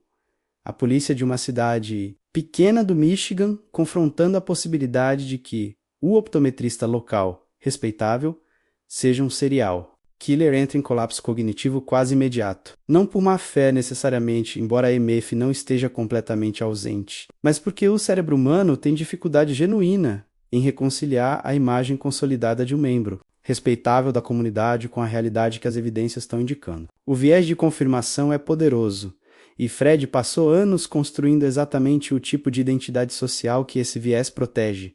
O lago é pesquisado, um corpo não é encontrado imediatamente. Nancy volta para Halland, Michigan com Harry. Polícia garante que Fred deve ter morrido. O volume de sangue, a temperatura da água, a profundidade do lago. Falam isso com o tipo de certeza profissional que é, na verdade, uma forma de esperança disfarçada de conclusão. Fred Vandergrote morreu naquele lago. O caso vai ser investigado. As evidências confirmam o que Nancy sabia. Tudo vai ser resolvido. Nancy volta para a vida como consegue. O que vem a seguir no filme é um período de várias semanas menos comprimido pela montagem de Cave numa sequência de pequenos momentos domésticos, em que Nancy tenta começar a reconstruir algo. A casa precisa ser vendida. Harry precisa de suporte emocional para processar o que descobriu sobre o pai. A escola precisa de uma explicação que não diga tudo. A comunidade Halland, Michigan, precisa de uma versão da história que ela consiga suportar. E essa comunidade, com a sua tradição de fachadas bem pintadas e perguntas que não são feitas, está surpreendentemente disposta a não perguntar. Dave está lá. A distância é correta, mas presente. O filme não romantiza isso. Não há um beijo no crepúsculo, não há uma declaração de sentimentos. Não há o tipo de resolução sentimental que diria que Nancy atravessou o horror e encontrou o prêmio do amor verdadeiro do outro lado. O que há entre Nancy e Dave nesse período é algo mais honesto e mais difícil de nomear menos a presença de alguém que sabe o que você sabe, que esteve no mesmo lugar escuro e que por isso não precisa que você explique nem minimize o festival. Das tulipas chega em maio, 6 milhões de flores, os trajes tradicionais, as danças nas ruas, os visitantes chegando de todo o Michigan, Alan, Michigan, em modo de máxima perfeição, como faz todo ano desde 1929, como fará provavelmente por mais 100 anos, Nancy vai ao festival com Harry. Há um esforço consciente de normalidade na cena, não a normalidade vazia do primeiro ato, mas a normalidade difícil de quem escolhe continuar a viver depois de um trauma, que é uma normalidade completamente diferente. Harry segura um sorvete, o sol está na posição certa. As tulipas são exatamente o que sempre foram. E então Nancy vê um rosto na multidão. Cave filma esse momento com uma simplicidade que é, por isso mesmo, absolutamente devastadora. Não há música de susto, não há zoom dramático, não há o tipo de sinalização cinematográfica convencional que diz aqui está o grande momento. Há apenas Kidman e a câmera, e um quadro aberto com centenas de pessoas coloridas pelas tulipas. E em algum ponto desse quadro, lá no fundo, na margem da cena, menos um homem que reconhece Nancy com um sorriso que tem a temperatura exata do gelo. Fred está vivo. Não apenas vivo, de pé, limpo, com aquela postura de quem está exatamente onde sempre esteve, como se o lago, a faca, as semanas de suposto luto fossem parte de um roteiro que ele deixou para trás, sem maiores consequências. Há algo na expressão de McFadden, nessa cena que é a síntese perfeita de tudo que ele construiu no personagem ao longo do filme. Não ameaça explícita, não gesto de perigo, apenas aquele sorriso que diz, sem palavras, que Fred Vandergroat nunca esteve tão no controle, quanto no momento em que todos pensaram que ele tinha desaparecido. Sorriso dura um segundo, Fred vira e se perde na multidão. Nancy fica parada no meio das tulipas com Harry ao lado, o menino lambe o sorvete sem notar nada menos, e a câmera de Pagazewski recua levemente, colocando-a pequena no quadro. Rodeada por 6 milhões de flores e por uma cidade inteira que não sabe o que ela acabou de ver. Esse é o fim do segundo ato de Hallan. E é o momento em que o filme muda de registro de uma forma que dividiu críticos e público de maneiras que ainda merecem discussão, porque o que vem a seguir tem um tom que você não estava necessariamente esperando. Que o filme preparou com cuidado, mas que chega com uma velocidade e uma cor emocional, que para alguns espectadores funcionou como libertação e para outros funcionou como traição do que havia sido. Construído antes, Fred está vivo e Nancy Vandergroat tem que decidir o que faz com isso, não a polícia. Não Dave, não o sistema, não a comunidade, não o aparato externo de proteção que deveria existir, mas que se revelou ao longo de toda essa história fundamentalmente inadequado Nancy. Fred aparece na porta de casa 3 dias depois do festival. Não. Com violência, não com ameaça explícita, não com o tipo de entrada dramática que você esperaria de um homem que tecnicamente morreu afogado num lago do Michigan e que 3 semanas depois está de pé na entrada da própria casa como se tivesse voltado de mais uma conferência de optometria. Ele bate na porta, espera, quando Nancy abre, ele está com uma expressão que ela reconhece menos a expressão do Fred gentil, do Fred civilizado, do Fred que sabe exatamente qual tom de voz e qual posição de ombros dizem não sou uma ameaça de maneira mais eficiente. Ele usa a palavra outra vez. Reset. Fred quer um reset. Não uma explicação, não uma confissão, não uma negociação com os termos do que aconteceu. Um reset menos, como se houvesse um botão que voltasse tudo ao ponto anterior, as fotos Polaroid, as maquetes, aos nomes na hemeroteca, a faca, ao lago, né? Como se aquele vocabulário de começo limpo fosse suficiente para apagar a realidade do que ele é, o que torna essa cena tão eficaz. E tecnicamente tão difícil de executar, é que Fred não está completamente errado sobre a lógica que está usando.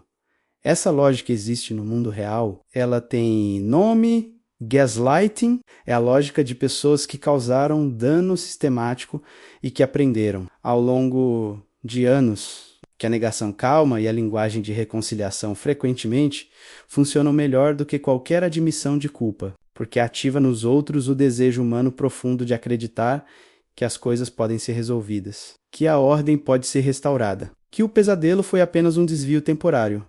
McFadden joga essa cena sem nenhum sinal de que Fred sabe que não vai funcionar. Ele acredita no reset, ou acredita que Nancy vai aceitar o reset, porque durante mais de uma década Nancy aceitou versões menores dele. A lógica de Fred sobre Nancy é baseada em dados históricos. E dados históricos raramente preparam um predador para o fato de que a pessoa que ele predou pode ter mudado de forma irreversível. No período em que ele estava ausente, Nancy deixa Fred entrar.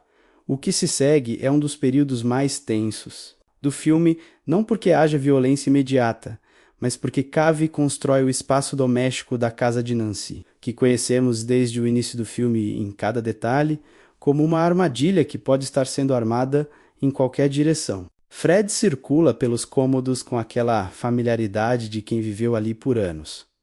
Toca nos objetos como quem verifica inventário. Abre a geladeira e bebe suco de laranja como se nunca tivesse saído. Kidman mantém Nancy num estado de calma que é evidentemente construída menos a calma de uma pessoa que está calculando cada movimento, que está mantendo a temperatura da cena controlada porque precisa de tempo.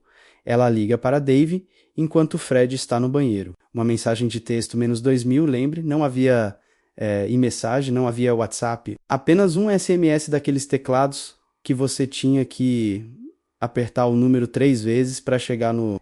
Uma mensagem que diz apenas o endereço. Fred volta do banheiro e senta à mesa da cozinha.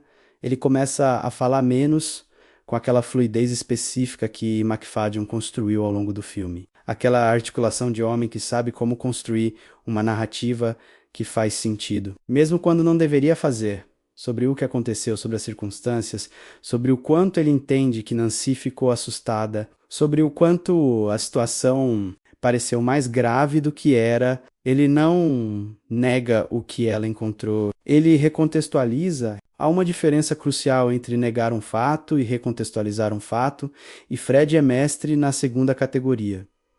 Nancy escuta a cena com a cabeça no momento certo. Faz as perguntas certas para manter Fred falando. E enquanto Fred fala, o filme faz algo silencioso com a câmera menos Pagerzels que começa a enquadrar Nancy, ligeiramente diferente das cenas anteriores da sua casa. Antes, ela era frequentemente filmada pequena no espaço doméstico, a geometria da casa maior do que ela. Agora, os planos começam a mudar sutilmente para posições que colocam Nancy com mais peso no quadro, com mais presença física no espaço. É uma mudança que você não conscientiza enquanto assiste, mas que acumula significado. Conforme a cena avança, Fred pergunta sobre Harry. E aqui Nancy comete o único erro real do terceiro ato. Ela deixa o filho de Fred entrar na conversa. Enquanto Fred ainda está na casa, Harry aparece pela porta da cozinha, avô pai, e o que acontece nos seus olhos é o tipo de coisa que Judy Hill executa com uma simplicidade que faz dói, não alegria simples. Não horror simples, mas aquela expressão de criança confrontando. A contradição entre o amor que sente e o conhecimento que já tem. Harry sabe, não sabe tudo, mas sabe o suficiente para que aquele reencontro não seja o que Fred claramente esperava que fosse. Fred olha para o filho. Alguma coisa passa pelo rosto de McFadden, que é diferente de tudo o que Fred mostrou antes. Uma fratura real brevíssima no controle. E então o controle se fecha de novo como uma porta. Dave chega, Fred ouve o carro na entrada e entende imediatamente o que está acontecendo. A cena vira numa fração de segundo menos aquela calma calculada que Fred manteve durante toda a conversa. Se dissolve não em explosão, mas em algo mais frio e mais perigoso. A frieza de alguém que avalia as opções disponíveis num intervalo de tempo muito curto, ele se levanta, sua mão vai em direção ao bolso. Nancy tem a pistola primeiro. Cave discutiu em entrevistas que a cena da pistola foi uma das mais debatidas durante a produção, onde encontrar o equilíbrio entre o que seria realista para uma mulher como Nancy em 2001, que a narrativa precisava para o seu terceiro ato funcionar, Kidman e Cave decidiram juntas que Nancy ter uma arma não seria uma concessão ao convencionismo do thriller, mas uma consequência lógica das semanas anteriores. Uma mulher que entendeu que o sistema ao redor dela não a protege adequadamente e que tomou a decisão de se proteger por conta própria. Nancy atira, tiro não mata Fred. E aqui está o momento que mais dividiu o público de Haaland. O momento que críticos citaram como prova de incompetência narrativa e que defensores do filme citaram como a sua escolha mais Corajoso Manfredo está baleado, no chão ainda vivo, e Nancy está de pé com a arma na mão. Então, algo muda na dinâmica da cena que você não estava esperando. O absurdo entra não absurdo de comédia, não uma virada para o humor que desfaz a tensão de maneira irresponsável menos, mas o absurdo da vida real, aquele elemento que os filmes geralmente filtram e que aqui Cave deixou entrar de maneira deliberada. Nancy olha ao redor, seus olhos caem no suporte de sapatos junto à porta de entrada. Um par de tamancos holandeses menos aqueles clogs de madeira que em Halland, Michigan são onipresentes como souvenir, como enfeite, como lembrança de identidade cultural. Nancy pegou os dela no mercado local semanas antes. Estão ali no suporte, exatamente onde sempre estiveram. Ela pega o tamanco, o que Nancy faz a Fred com aquele tamanco de madeira, menos golpe único. Direto, sem hesitação, é ao mesmo tempo o ato mais violento do filme e o mais catártico, e é filmado com a mesma contenção que Cave usou para filmar as descobertas do primeiro ato. Sem glamour, sem câmera lenta, sem trilha sonora crescente que diz ao espectador como deve se sentir, Fred van der Groot morre com um tamanco, holandês de souvenir na cozinha da própria casa, na cidade mais holandesa do Michigan, com 6 milhões de tulipas. Lá fora, Dave está na porta da cozinha quando acontece. Olha para Nancy. Nancy olha para Dave. E a linha final que eles trocam, que o filme entrega com uma leveza completamente inesperada depois de tudo que viemos de presenciar, é o tipo de diálogo que funciona em múltiplos registros ao mesmo tempo. É engraçado, é triste, é o fim de alguma coisa e o começo de outra coisa. E é, acima de tudo, humano de um jeito que o restante do thriller raramente permitiu. A última imagem do filme é Nancy saindo pela porta da frente. O jardim de Halland, Michigan ao redor dela, as tulipas, o céu do Michigan, e a expressão de Kidman que não é triunfo, não é alívio, não é o tipo de final feliz que os filmes às vezes nos prometem depois de todo o sofrimento. É a expressão de uma mulher que está inteira, que passou pelo que passou e está, contra todas as probabilidades, inteira. E que está indo embora. Há um detalhe de produção em Halland que a maioria dos espectadores nunca vai saber e que, sabendo, muda completamente a forma como você percebe a cidade que aparece no filme. Quase todo Halland foi filmado em Nashville, Tennessee, não em Halland, Michigan. Em Nashville, a equipe de produção filmou na cidade real por apenas 2 dias menos 48 horas. Especificamente no Winnie Mills Land Garden, o parque com o moinho de Zwan que funciona como cartão postal da cidade, e rodou o restante do filme, incluindo todas. As cenas domésticas, as ruas do subúrbio e as sequências do Festival das Tulipas. Em Nashville e nos arredores de Clarksville, Tennessee, a produção recebeu incentivos fiscais do estado do Tennessee que tornaram a escolha financeiramente lógica. E as equipes de arte e locação fizeram um trabalho de transposição geográfica que a maioria dos espectadores, incluindo provavelmente os próprios moradores de Halland, Michigan, não perceberia. Mimi Cave e o designer de produção J.C. Molina visitaram Halland, Michigan durante o processo de preparação e usaram o que encontraram menos a arquitetura das casas. A paleta de cores da cidade, a forma específica como as ruas e os jardins se organizam num subúrbio do maoíste americano com herança holandesa, para identificar propriedades em Nashville que correspondessem àquela estética com precisão. Suficiente. A casa de Nancy van der Groot, que é um personagem por si mesma no filme, foi construída não no Michigan, mas no Tennessee, revestida com os detalhes que Molina trouxe das suas pesquisas na cidade real. Essa revelação é, de certa forma, um espelho perfeito do tema do próprio filme. A superfície diz uma coisa, a realidade por baixo é outra. Paweł Pagarzewski foi responsável pela fotografia do filme, e a escolha dele por Cave tem uma coerência criativa muito clara. Pagarzewski é polonês, radicado nos Estados Unidos, e ficou mundialmente reconhecido pelo trabalho com Ari, Aster Hereditary e Midsommar, 2 filmes que são estudados em escolas de cinema, exatamente pelo uso que fazem da fotografia como ferramenta de horror psicológico. Em Hereditary, Pagarzewski usou uma paleta escura e fechada, com composições que frequentemente aprisionam os personagens nos cantos do quadro, como se o próprio enquadramento fosse uma jaula. Em Midsommar, virou esse vocabulário de cabeça. Para baixo, sol constante, abertura pastoral, floresta luminosa, e o horror surgindo não da escuridão, mas da claridade absoluta de um lugar que não deveria ser assustador. Mas é para Halland. Pagarzewski foi entrevistado pela Panavision durante a fase de preparação, os testes de lentes que ele faz meticulosamente antes de cada produção, verificando como as lentes escolhidas rendem em interiores diurnos, interiores noturnos, exteriores, e como respondem às fontes de luz práticas do set. O que emerge dessas conversas é um profissional que aborda cada filme como um problema visual completamente novo, sem carregar automaticamente as soluções de um projeto anterior para o seguinte.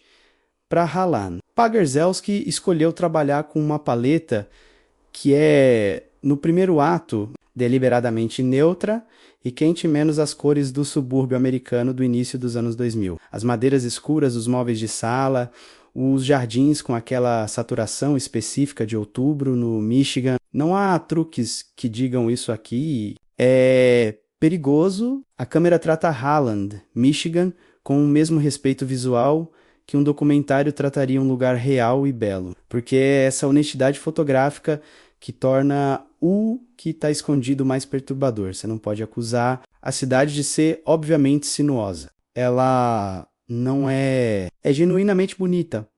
Conforme o primeiro ato avança e as suspeitas de Nancy se acumulam, Pagarzewski começa a introduzir composições que colocam Nancy ligeiramente fora do centro dos planos. Não de maneira óbvia. Não o tipo de escolha que você conscientiza, mas o tipo que o seu sistema nervoso registra sem intermediação verbal. Nancy está em cenas onde o espaço ao redor dela tem mais peso do que deveria, onde a geometria da casa organiza lá, como um objeto dentro de um ambiente que não pertence completamente a ela. Esse efeito é de uma sutileza que exige espectador, atento para ser visto, mas que todo espectador sente, incluindo aqueles que nunca pensaram conscientemente em enquadramento fotográfico num filme. O editor do filme é Martin Pensa, cuja carreira inclui filmes como Divergente e documentários, que exigem montagem de material extenso em narrativas coerentes. Em Halland, o trabalho de montagem é particularmente desafiador porque o filme alterna constantemente entre 2 temperaturas emocionais. A normalidade doméstica do primeiro ato e a tensão crescente do segundo, e a transição entre elas precisa parecer orgânica, não cirúrgica. Pensa, constrói esse ritmo com paciência, deixando cenas domésticas respirarem mais tempo do que um thriller convencional deixaria, construindo a familiaridade que vai ser destruída antes que a destruição chegue. A trilha sonora original de Halland foi composta por Alex Summers, um compositor americano cujo trabalho anterior inclui Captain Fantastic, Honey Boy, Causeway e Nickel Boys, uma lista que revela uma preferência por filmes com textura emocional complexa, onde a música é mais ferramenta de ambiguidade do que sinalização direta de sentimento. Summers trabalhou extensamente com o músico islandês Jónsi, do Sigur Rós. Numa parceria criativa que moldou o seu vocabulário musical, há uma qualidade etérea e levemente espectral no trabalho de Summers que se encaixa com precisão no que Halland precisa. A partitura de Summers para Halland evita deliberadamente os convencionalismos do thriller. Não há cordas crescentes antes de cada susto potencial. Não há o tipo de pontuação musical que diz ao espectador agora você deveria ter medo. O que Summers faz é construir uma atmosfera sonora que existe abaixo da temperatura emocional das cenas, como uma frequência de fundo que você sente mais do que ouve, e que ao longo do filme vai acumulando uma tensão que não explode em nenhum. momento único, mas que está presente no corpo do espectador de maneira constante. A trilha sonora foi lançada digitalmente no dia 27 de março de 2025, o mesmo dia do lançamento do filme no Prime Video, pela Mylan Records. Entre as faixas destacadas pelos comentadores estava Cat and Mouse, uma peça que captura com precisão a dinâmica do segundo ato. A perseguição recíproca entre Nancy e Fred, que define a tensão desse segmento, além da trilha original. O filme usa needle drops, menos músicas licenciadas que aparecem em momentos específicos. Com uma curadoria feita pelo supervisor musical Gabe Uffer, que ficou conhecido pelo trabalho em The White Lotus. A escolha musical de Uffer inclui artistas que cobrem um arco temporal e emocional amplo, com Annie Lennox. Aparecendo numa cena cujo contexto emocional a música recontextualiza de maneira significativa. Mas o elemento de design de produção que merece atenção mais cuidadosa é, claro, as maquetes. J.C. Molina, o designer de produção, construiu as miniaturas que aparecem na garagem de Fred com um nível de detalhe que vai muito além do que a câmera precisaria para o thriller funcionar. Cada casinha em miniatura tem janelas com cortinas, jardins em escala, calçadas com marcas de desgaste, até pequenas plantas nos vasos das entradas. A decisão de construir as maquetes com esse grau de meticulosidade foi consciente. Cave queria que quando Nancy finalmente entendesse o que as maquetes representam, o espectador sentisse o peso de cada detalhe, como evidência de uma mente que funciona num nível de obsessão que ultrapassa qualquer categoria comum de perigo. As maquetes também cumprem uma função simbólica que o filme usa com inteligência. Fred miniaturiza suas vítimas. Ele as reduz menos, literalmente, fisicamente menos, a objetos de coleção, a peças numa prateleira que ele controla completamente. A maquete é a expressão mais honesta da mente de Fred. Um mundo em escala reduzida, onde tudo está no lugar que ele determinou, onde nada tem autonomia, onde a fachada exterior das casas é tudo pau que existe porque não há ninguém vivo dentro. Esse detalhe ecoa de volta ao tema central do filme, de uma forma que você pode explorar quase indefinidamente uma cidade inteira construída para ter fachadas perfeitas, habitada por uma comunidade que prefere não ver o que está por trás delas, com um homem no centro que literalmente coleciona fachadas de casas como troféus. Halland é uma cidade... Halland é um filme e no trabalho da equipe de produção que construiu esse mundo menos com câmeras e lentes escolhidas com precisão, com uma trilha que existe abaixo do nível da consciência, com maquetes que são ao mesmo tempo detalhes de cena e declarações filosóficas. O tema encontrou a sua forma visual exata. Quando Halland estreou no Prime Video no dia 27 de março de 2025, ninguém esperava que um filme com Nicole Kidman no elenco principal fosse terminar com 24% no Rotten Tomatoes. Mas foi exatamente isso que aconteceu. Na primeira semana após o lançamento, enquanto o filme escalava os rankings do Prime Video até o número 1 global, os críticos despejavam suas críticas. O consenso do Rotten Tomatoes, que eles mesmos chamaram de insosso, acusava o filme de clichês previsíveis, de um roteiro que recicla fórmulas de thrillers dos anos 90 sem inovação suficiente, de personagens que não têm profundidade emocional para sustentar as reviravoltas. Metacritic chegou a 42 pontos. Publicações importantes falaram em desperdício de talento, em final ridículo, em uma diretora que não sabe o que quer dizer com o tom, e ao mesmo tempo milhões de pessoas assistiam. Halland ficou semanas no top 10 do Prime Video em praticamente todos os países onde o serviço opera. No Brasil, chegou ao primeiro lugar também, com audiência que rivalizava com os grandes lançamentos de ação da plataforma. O público do Rotten Tomatoes deu 68%, e nas redes sociais, conversas sobre o filme pipocavam, não apenas sobre o plot twist final, mas sobre a performance de Kidman, sobre o uso das tulipas como símbolo, sobre aquela cena da biblioteca, que tanta gente citou como o momento em que sentiu na pele o que Nancy estava passando. Por que essa divisão tão extrema? A resposta está na forma como Halland desafia as expectativas do gênero thriller de duas maneiras específicas, e como cada uma dessas maneiras agrada um público e afasta o outro. Primeiro, o ritmo. Halland não é um thriller rápido. O primeiro ato leva quase 40 minutos para construir a vida doméstica de Nancy. Não de forma lenta por incompetência, mas lenta por design. Cave quer que você more naquele mundo, que sinta a textura da rotina Vandergrote, que acredite. É completamente na normalidade antes que ela comece a rachar. Para espectadores acostumados com thrillers de streaming que entregam a primeira reviravolta em 10 minutos, essa paciência foi vista como enrolação. Para outros, foi o que tornou as rachaduras mais reais quando finalmente apareceram. Segundo, o tom do terceiro ato, o final, o tamanco, a linha final entre Nancy e Dave. A imagem de Nancy saindo pela porta, com as tulipas ao fundo, não é o final convencional de thriller. Não há polícia na porta, não há abraço apaixonado com interesse romântico. Não há o tipo de fechamento institucional que diz tudo resolvido, sociedade funcionando. O que há é uma mulher que resolveu o problema sozinha, de um jeito que mistura eficiência brutal com uma ironia que não pode ser completamente separada do contexto cultural de Harlan, Michigan. Para alguns críticos, isso foi cômico demais para ser sério ou sério demais para ser cômico. Para o público que fez o filme número 1, foi libertador. Matthew Macfadyen disse numa entrevista ao The Guardian que o final reflete uma verdade sobre thrillers de mulheres que sobrevivem. Elas não precisam de salvadores externos. Elas precisam de ferramentas... E às vezes a ferramenta é um tamanco holandês de souvenir, mas a divisão vai além do gosto pessoal. Ela toca numa conversa maior sobre thrillers protagonizados por mulheres em Hollywood nos últimos anos, desde Gone Girl em 2014. O gênero passou por uma transformação onde histórias sobre mulheres saindo de situações de aprisionamento doméstico se tornaram comuns.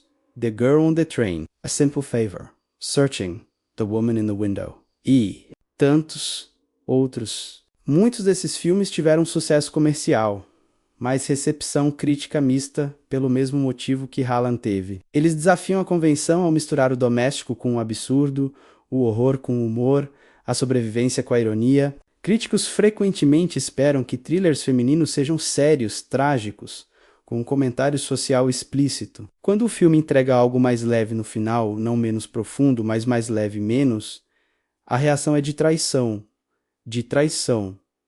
Não tem nada de novo no nível do enredo. Marido assassino serial que a esposa descobre. Esse é território de Sleeping with the Enemy, de Fatal Attraction. Até de Double in the Mini, em outra forma. O que Harlan tem de novo é a execução menos a transposição para 2000. O uso específico de Harlan, Michigan como personagem, a construção de Nancy como uma mulher que não é vítima histérica, mas observadora paciente. E o final que deixa o público com uma sensação de catarse imperfeita, humana, não cinematográfica. A crítica foi dura porque esperava que Cave entregasse o próximo Fresh. O público abraçou porque encontrou algo diferente. Um filme que respeita a inteligência do espectador, que confia que você entende o subtexto, sem precisar que ele seja explicado, que deixa você decidir o que sente sobre o tamanco e sobre Nicole Kidman. Unanimidade absoluta. Mesmo as piores críticas do filme destacaram a performance dela como um dos pontos altos de 2025, uma aula de contenção. A âncora emocional que o roteiro não merece, Kidman carregando o filme nas costas e fazendo parecer fácil. O que Kidman faz com Nancy é o tipo de trabalho que só envelhece bem com o tempo. Você percebe a profundidade na segunda assistida, quando entende cada escolha mínima que ela fez no primeiro ato. Então, qual o veredicto final? Roland funciona, não é perfeito. Tem momentos em que o ritmo do segundo ato desacelera mais do que deveria e alguns diálogos de apoio soam menos naturais do que os principais. Mas os pontos fortes superam os fracos com folga. O filme acerta na construção de mundo. Você acredita em Harlan, Michigan, porque o filme trata a cidade com honestidade, não como cenário de thriller genérico. Acerta na performance central de Kidman, que é das melhores da carreira recente dela. Acerta na direção de fotografia de Pagierzelski, que transforma o subúrbio em algo visualmente singular. E acerta principalmente no que diz sobre mulheres, que sobrevivem não com discursos, mas com ações. Quem deveria assistir? Se você gosta de thrillers que confiam na sua inteligência mais do que no susto fácil, assista. Se quer ver Nicole Kidman num papel que usa todas as camadas do talento dela, assista. Se tem curiosidade sobre como um lugar real, como Halland, Michigan, pode ser transformado em metáfora cinematográfica, assista. Se você quer um final que não te dá todas as respostas, mas te deixa satisfeito com as que tem, assista.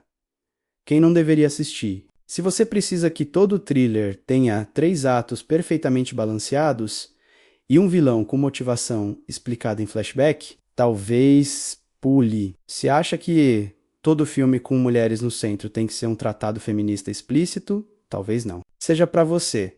Halland é, acima de tudo, um entretenimento inteligente que sabe exatamente o que é um thriller doméstico com consciência da sua própria artificialidade, que usa essa artificialidade não como falha, mas como força. É um filme que divide porque é bom o suficiente para provocar opiniões fortes, não mediano o suficiente para ser ignorado. E, no final das contas, com 24% dos críticos contra ele e número 1 no mundo todo, Halland provou uma verdade que Hollywood ainda está aprendendo. Às vezes o público sabe mais do que os experts. Às vezes o tamanco é a arma certa para o trabalho.